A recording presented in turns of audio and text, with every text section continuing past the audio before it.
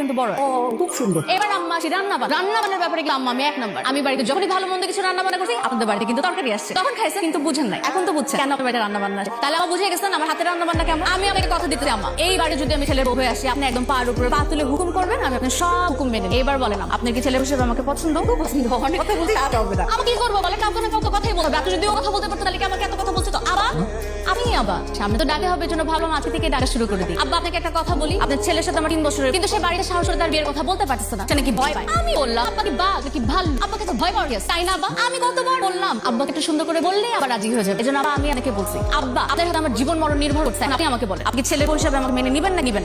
হ্যাঁ দেখো মেনে নিবে। আব্বা তাহলে আপনি বলেন আমাদের বাড়িতে আপনি বিয়ের প্রস্তাব নিয়ে যাবেন? আব্বা কোথায় যাচ্ছেন? এখনই যাবেন আবার? আব্বা একটু দাঁড়ান, সালাম করে নি। তুমি আসো।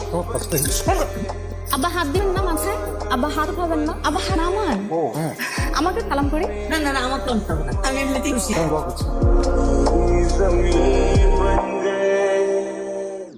তুই কি অন্য কাউকে আশা করছিস নাকি?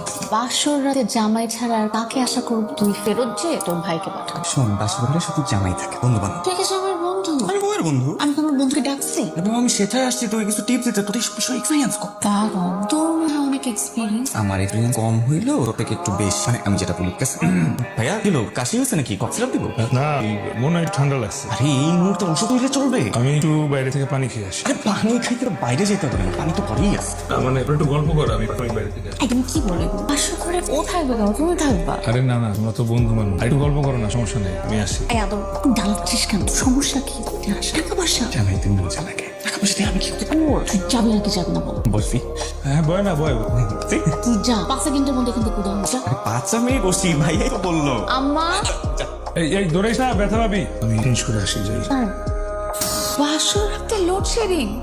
এই তুমি কোথায়?